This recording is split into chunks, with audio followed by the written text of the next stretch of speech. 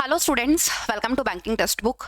SBI PO 2026 expected notification date क्या है इस एग्जाम के लिए, और वर्क प्रोफाइल इसमें कैसे होगी, किस किस तरीके से आपका प्रमोशन होगा, ये सारी चीजें हम लोग इस वीडियो में डिस्कस करने वाले हैं।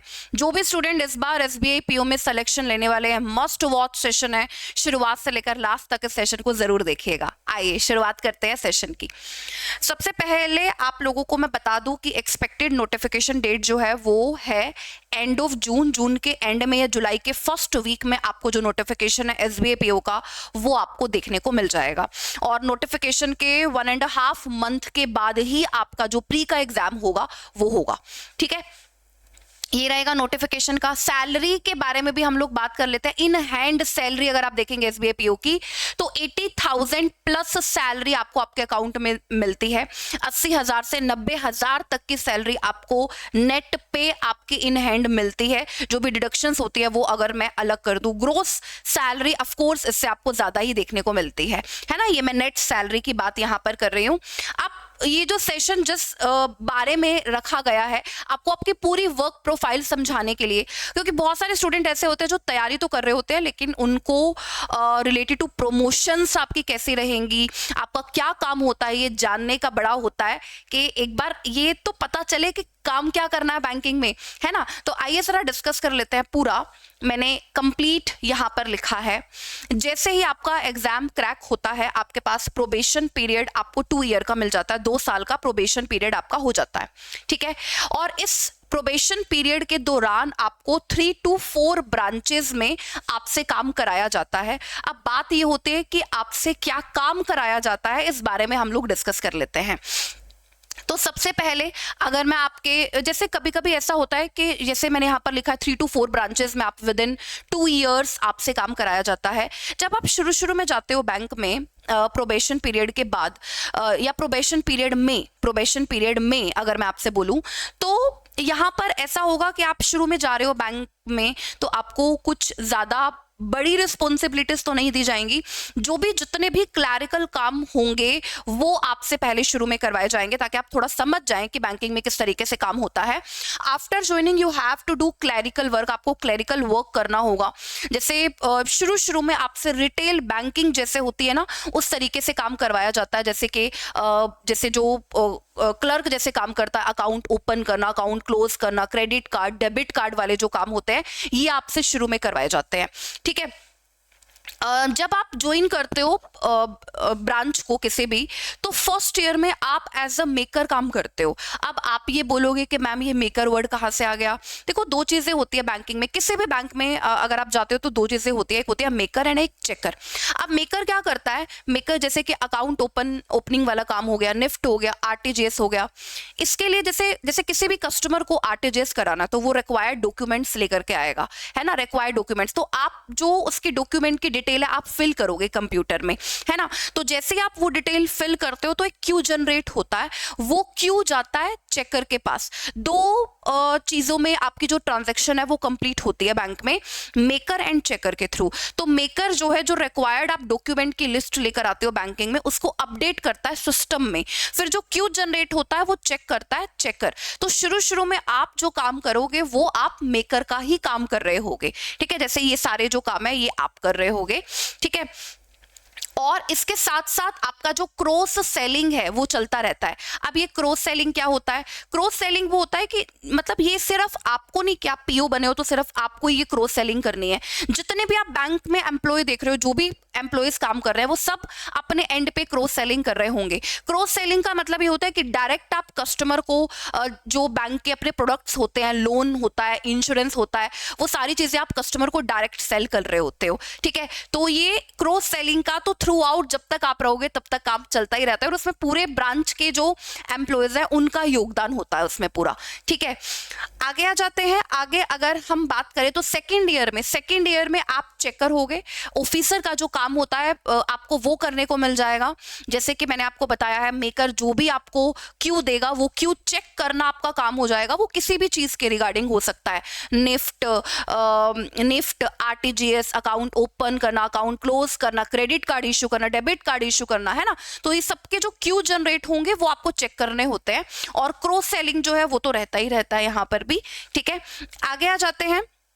जैसे ही आपका 2 ईयर का प्रोबेशन पीरियड कंप्लीट होता है, आप आ जाते हैं असिस्टेंट मैनेजर। असिस्टेंट मैनेजर आप हो जाएंगे। आप जैसे आप असिस्टेंट मैनेजर बनेंगे तो आपके पास ये होता है कि आपको कौन सा पोर्टफोलियो मिलेगा, अब क्या क्या काम आपको मिल सकते हैं वो आप लोगों को जान लेने चाहिए। अभी वो मैं आप लोगों को बता रही हूँ, आइए जरा देख लेते हैं। तो जैसे आप असिस्टेंट मैनेजर बनते हैं तो एक होता है फील्ड ऑफिसर। फील्ड ऑफिसर क्या होता है, जैसे कि कार लोन हो गया, एजुकेशन लोन हो गया, होम लोन हो गया, मुद्रा लोन हो गया, है ना। तो ये सारे जो काम होते हैं ये फील्ड ऑफिसर के रहते हैं। और इसमें ऐसा भी होता है फील्ड ऑफिसर में, जैसे आपको जैसे कोई होम लोन लेने आया है, तो जब भी होम लोन होता है तो क्या करता है, उसके डॉक्यूमेंट्स चेक करता है पूरा बैंक। फिर बैंक का एक एम्प्लॉय जाता है वहां पर, बकायदा वो अपनी फोटो लेता है पीछे प्रॉपर्टी को दिखा करके कि ये प्रॉपर्टी है, इस पर लोन हो रहा है। रजिस्ट्री वगैरह सारे डॉक्यूमेंट जो हैं वो वहां पर देखे जाते हैं और उसके प्रॉपर्टी के साथ फोटो ली जाती है ताकि ये पूरा हो जाए कि बैंक का जो एम्प्लॉय है वो वहां जाकर प्रॉपर चेक करके आया है ना। तो ये से चीजें होती है, फील्ड ऑफिसर के अंडर ये काम आते हैं। उसके बाद सेकेंड पोर्टफोलियो जो आपको मिल सकता है वो है क्रेडिट सपोर्ट ऑफिसर। ये जो पोस्ट होती है ये उन ब्रांचेस में होती है जहां पर जैसे स्मॉल मीडियम एंटरप्राइजेस एसएमई होता है, या MSME, micro small and medium enterprises में, मतलब जैसे जो करोड़ों के लोन होते हैं जो फैक्ट्रीज को दिए जाते हैं, जो कंपनीज को दिए जाते हैं, वो होता है क्रेडिट सपोर्ट ऑफिसर का काम। अब ये क्रेडिट सपोर्ट ऑफिसर जो होता है ना, जैसे एक बैंक में होता है रिलेशनशिप मैनेजर, तो रिलेशनशिप मैनेजर को ये क्रेडिट सपोर्ट ऑफिसर जो है ना ये असिस्ट करता है।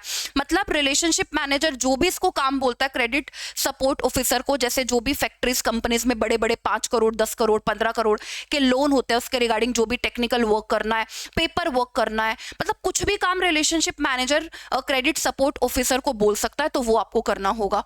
अब ये जो फील्ड ऑफिसर है ये आप लोग के मन में ये भी बहुत ज्यादा डाउट रहता है कि आपको क्या कोई कैबिन मिलेगा क्या। कोई कैबिन जो है वो तो आपको अभी नहीं मिलेगा, आपको शेयरिंग कैबिन मिलेगा। आप ऐसा बोल सकते हो कि जैसे जो फील्ड ऑफिसर है, जैसे जहां पर क्लर्क और बाकी के एम्प्लॉयज बैठते हैं वहां पर आपको एक टेबल मिल जाएगी और कंप्यूटर वहां पर आपको मिल जाएगा। क्रेडिट सपोर्ट ऑफिसर को जैसे रिलेशनशिप मैनेजर को उसको असिस्ट करना है, तो जो रिलेशनशिप मैनेजर का वो होगा कंपार्टमेंट होगा, या जो भी रिलेशनशिप मैनेजर जहां पर बैठता होगा कैबिन में, वो आपको वहां पर आपको सीट मिल जाएगी। मतलब 2 लोग एक कैबिन को शेयर कर रहे होंगे, इस तरीके से हो जाएगा, ठीक है। ये हो जाएगा। तीसरा चीज अगर मैं बात करूं, तीसरा पोर्टफोलियो जो आपको मिल सकता है वो सर्विस मैनेजर का मिल सकता है। सर्विस मैनेजर का क्या काम होता है, क्लर्क वाले काम को चेक करना एंड पास करना। जो भी क्लर्क काम करेगा, ऑफ कोर्स आपको पता है क्लर्क जो भी काम करेगा उसका क्यू जनरेट होगा, तो क्यू जनरेट होगा तो वो जो चेकिंग की और पासिंग की प्रोसेस होती है वो आपको यहां पर करनी पड़ेगी। लोकर्स होते हैं बैंकिंग में, लोकर्स की फैसिलिटी मिल रही होती है वो आपको मेंटेन करने हो सकते हैं।